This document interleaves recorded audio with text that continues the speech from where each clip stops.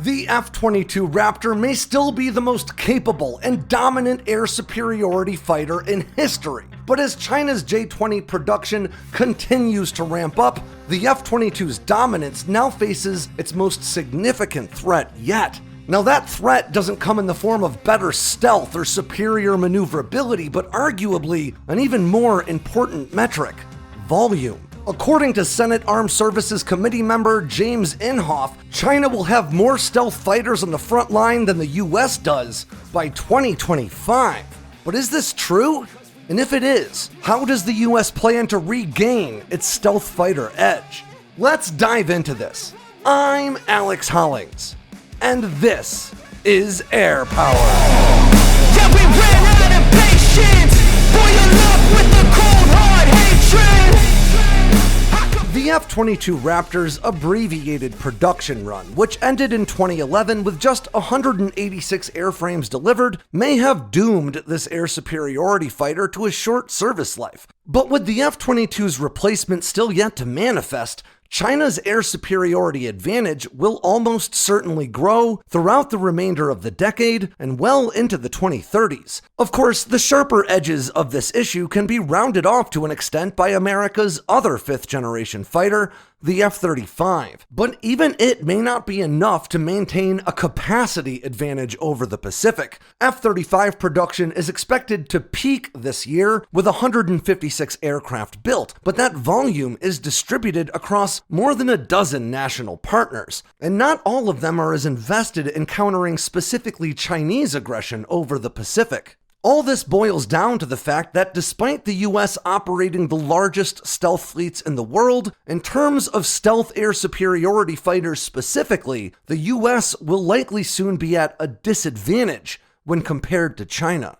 But before we dive much deeper into this, let's cover some important context. The Lockheed Martin F-22 Raptor has the unusual distinction of being both the oldest and stealthiest fifth-generation fighter on the planet. And while the Raptor may look like it's got a sleek 21st century appearance, its development actually stretches all the way back to the 1980s. The YF-22 prototype that would lead to the F-22 first took flight in 1990, and the first production-like Raptor took to the skies in 1997. That's 10 years before the first iPhone hit the market. But despite entering service a full decade before any of its stealth fighter peers, the Raptor's absolutely tiny radar return, said to be around 0.0001 square meters on enemy radar screens, is literally hundreds, if not thousands of times better than its foreign competitors in China's J-20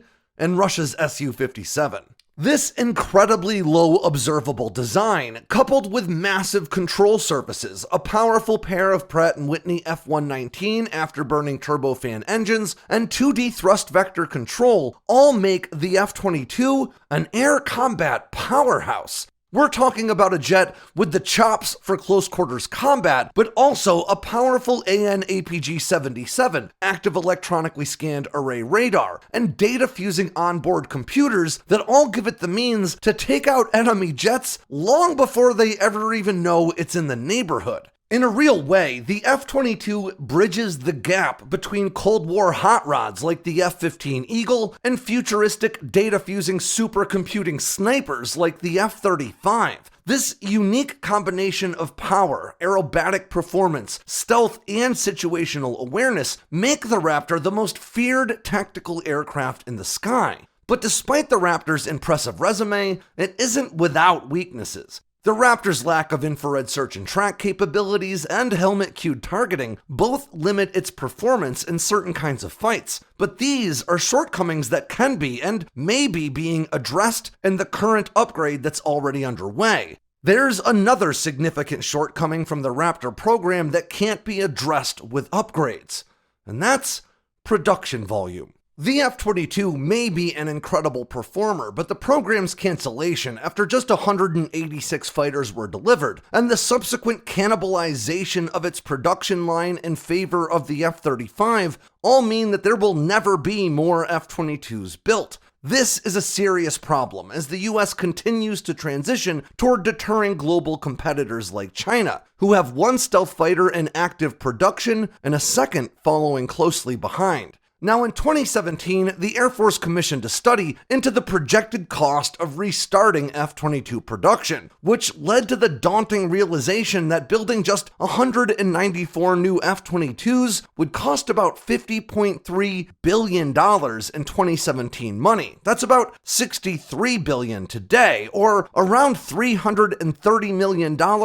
per fighter. At this price point, the Air Force soon reasoned it would be better off designing and fielding an entirely new fighter that leverages all the technological advances made in the quarter century since the Raptor started flying. While this decision makes sense, it also reaffirmed the fact that the total number of F-22s available for combat service can only decline from here. The F-22 was designed for an 8,000-hour service life. In other words, each F-22 has about 8,000 hours of flight time before the platform just ages out of service. But the problems go even deeper than that. Out of those 186 F-22s delivered, around 32 of them are Block 20 configurations, which lack many of the systems required for combat operations. Now, these jets are primarily used for training, but Air Force officials have even expressed concerns over their value in that regard, saying that the Block 20s are so dissimilar from the combat Block 35s that pilots are acquiring bad habits by flying these older jets. The Air Force has asked repeatedly to retire these non-combat ready Raptors, only to be denied by Congress, who have since codified into law that no F-22 can be retired prior to 2027. The Air Force feels that the $485 million per year that they devote to operating these training fighters could be better allocated towards the development of the F-22's replacement, while Congress contends that doing so would force Block 35 combat-coded F-22s to absorb the wear and tear of F-22 flight training. And to be honest, they're both right. It is, of course, possible to upgrade these older Block 20 F-22s for combat service, but doing so would be incredibly expensive. According to Air Force Secretary Frank Kendall, it would be around $50 million per jet, or more than $2 billion in total. And even that may be pretty optimistic. The Air Force's Deputy Chief of Staff for Plans and Programs, Lieutenant General Richard Moore Jr., says it would be more like $3.5 billion and that it would take literally years to accomplish, which he contends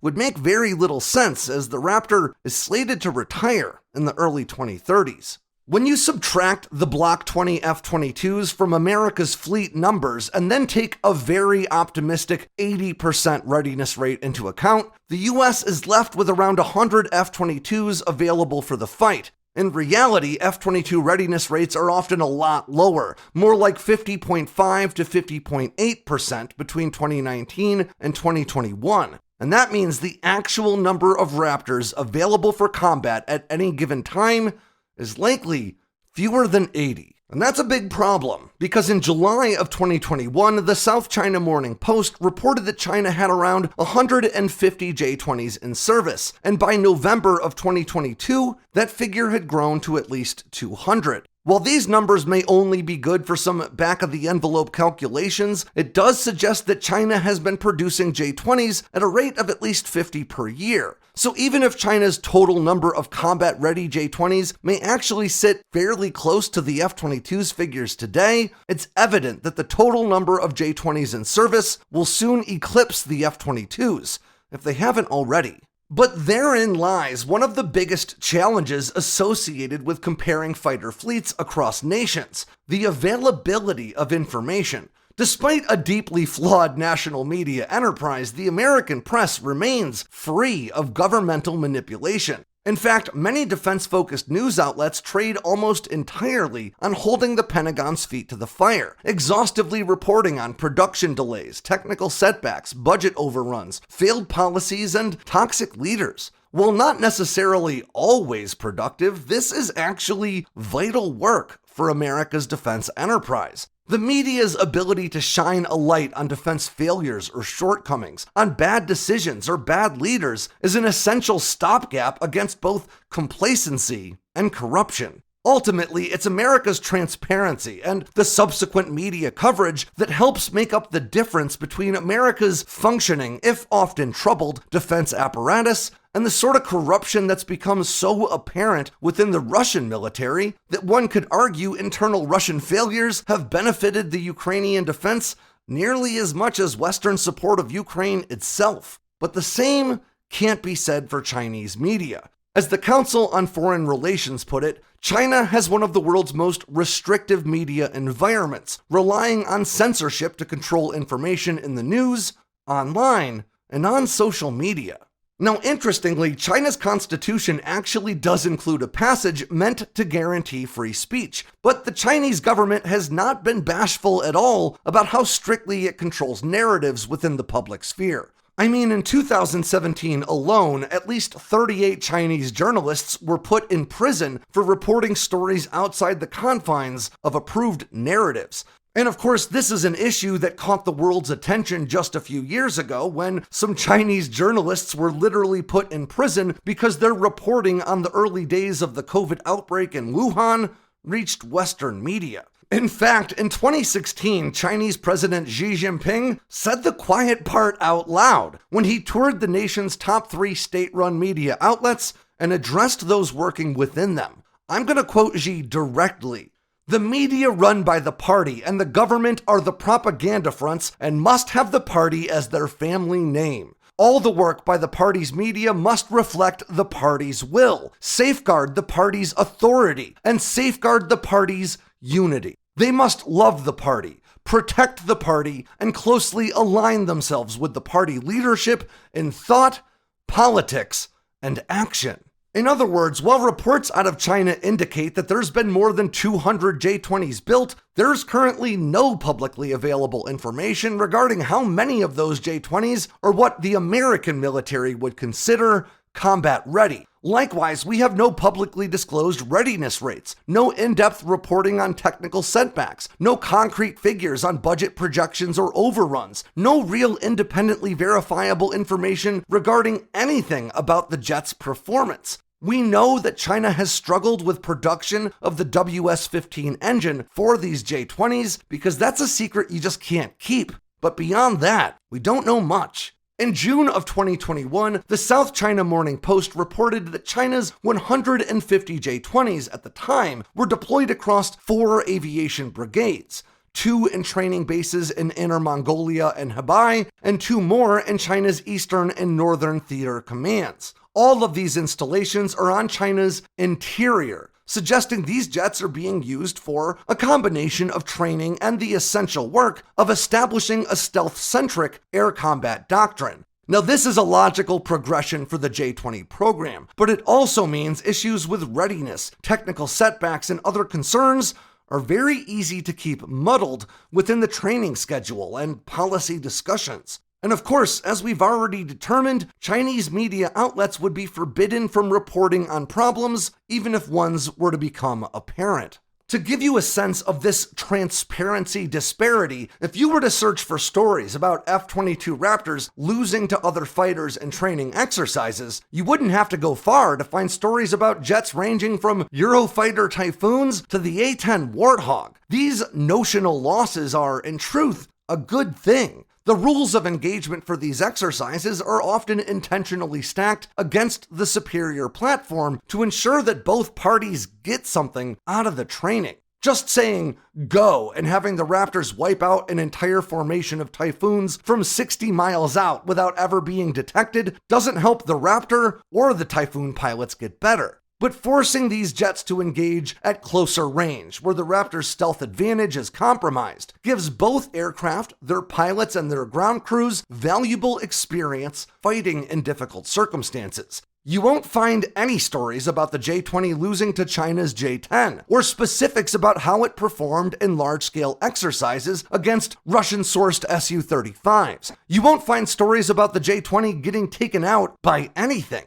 despite the overwhelming consensus that the aircraft is way less capable than the F-22 Raptor. This allows for only one of three possibilities. Number one, China's testing and training apparatus doesn't include air combat between dissimilar aircraft. Now we can cross that one out right away because we know it isn't true. Dissimilar combat has been reported by official Chinese state media outlets, with the J-20, unsurprisingly, emerging victorious in each and every interaction, regardless of circumstances or competition. Now that suggests, number two, that China's testing and training apparatus is incompetent. Failures in training aren't only important for crew, but for military planners as well. They need to know the precise outside limits of a platform to fund improvements and to adequately plan for complex combat operations. If the J-20 is never put into a failing position, it hinders pilot training, aircraft performance, and strategic planning.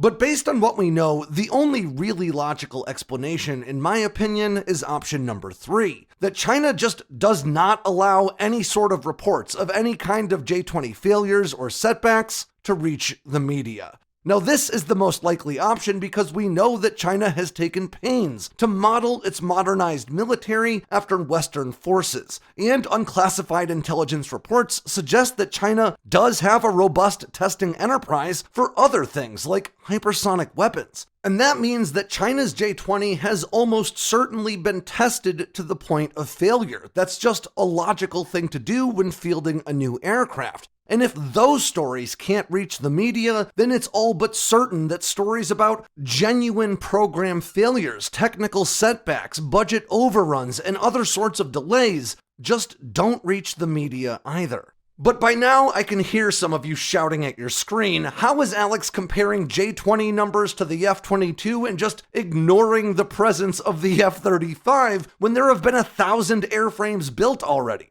The F-35 Lightning II, while not designed for the air superiority role, remains one of the most potent fighters on the planet, and it is already amid a massive $15 billion upgrade that'll turn this incredibly advanced but admittedly attack-focused fighter into an airborne powerhouse. Now, we've covered this upgrade in depth before, so I'll just give you the broad strokes. But right now, F-35s on the production line are going through Tech Refresh 3, which includes a significant upgrade to both computing power and onboard digital storage. And those upgrades will further enable a whole slew of new advancements being called Block 4. Now, many of Block 4's upgrades remain classified, and some others are still up for debate, but some we know for sure include a new AN/APG-85 active electronically scanned array radar, a next-generation infrared distributed aperture system, a massive increase in electronic warfare capability, and a laundry list of new kinetic and digital weapon systems.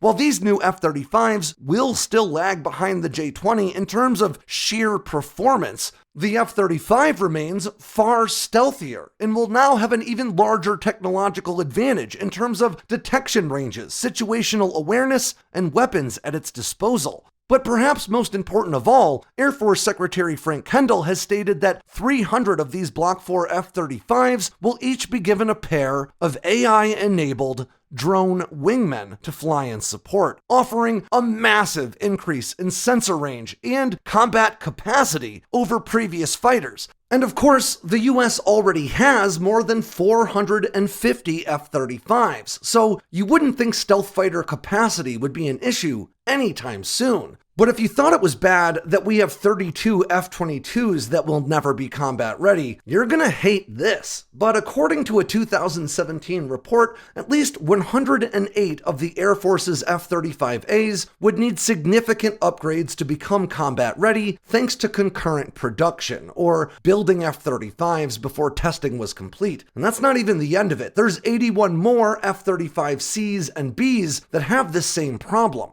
Now, these fighters are still very valuable and useful for training pilots to operate the F-35 in combat. These aircraft just aren't combat ready themselves. But nonetheless, that pulls 189 F-35s out of that 450 top-line figure. And with average readiness rates ranging from as low as 54% for the F-35B to as high as 65% for the F-35A, that means the US only actually has as few as 150 50 or as many as maybe 170 F-35s that are available for the fight at any given moment. Now, to be clear, again, that's not how many F-35s the US has that could fight. That's acknowledging that in real life, not every fighter on a runway is ready to go. And if you take these pessimistic figures and add them together, we're now talking about a combined American F-35 and F-22 fleet that could be as small as just 230 stealth fighters if World War III were to kick off right now while you watch this video. Now, I'm gonna level with you guys. I genuinely considered not including that figure in my analysis because I know that there are some people watching this video who will choose to ignore all of the previous context and take just that last sentence as evidence that American 5th generation fighters are unreliable.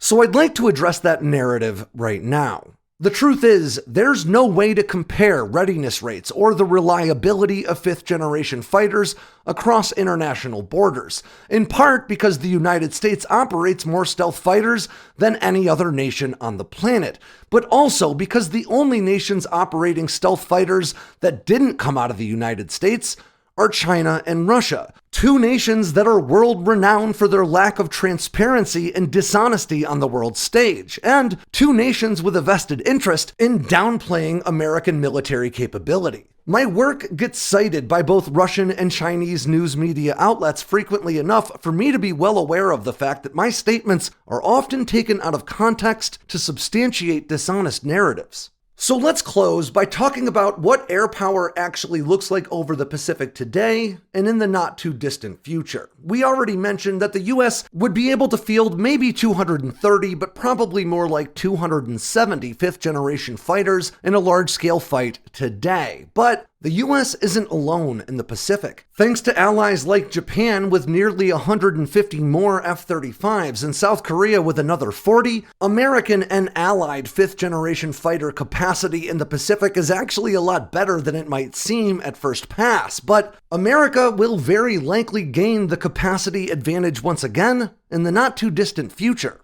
With these concerns about airframe shortages in mind, the United States is actively developing not one, but two new stealth fighters. These fighters, known as the Next Generation Air Dominance or NGAD platform and the F/A-XX respectively, are being developed independently by the Air Force and the Navy, but they'll share a number of modular systems in common. Now today, America's 5th generation fighters already enjoy a technological and an experiential edge over both China's J-20 and their J-35 in development. Now that's a problem that China is hoping to overcome through volume, making it not a question of which would win between a J-20 and an F-35, but rather which would win between two J-20s and one F-35. But with the US now planning to have 3 different stealth fighters in active production through the 2030s, and current Block 3 F-35s soon being joined by Block 4 F-35s, NGAD fighters, F/A-XX fighters, and AI-enabled drone wingmen that are expected to number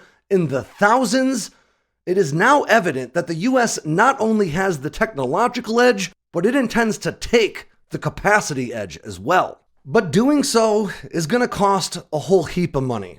I know there are people out there who see me as a shill for the military-industrial complex when I say things like this, but the fact of the matter is, deterring a fight with China in the decades to come will be a grossly expensive enterprise, and it'll require a huge degree of political and public buy-in. As new fighters emerge, that'll probably cost more than $300 million per airframe. But while the cost of deterring a war with China will indeed be substantial, the cost of failing to deter that fight will be exponentially greater. And it won't just be paid in tax dollars. It'll be paid in the blood of our brothers and sisters, our sons and daughters in the fight. I don't love defense technology because I love war. I love defense technology because it's one of the few things that can actually deter one. And on that note ends yet another edition of Air Power from Sandboxx News. I'm Alex Hollings. Make sure you swing by sandboxnews.com today and every day for all the latest in news, entertainment, and motivation from all around the force. If you got anything out of today's video, make sure to click like and subscribe down below and leave me a comment so I know what I should cover next. And of course, don't forget to tap on that bell icon so you never miss a drop. from Sandboxx News.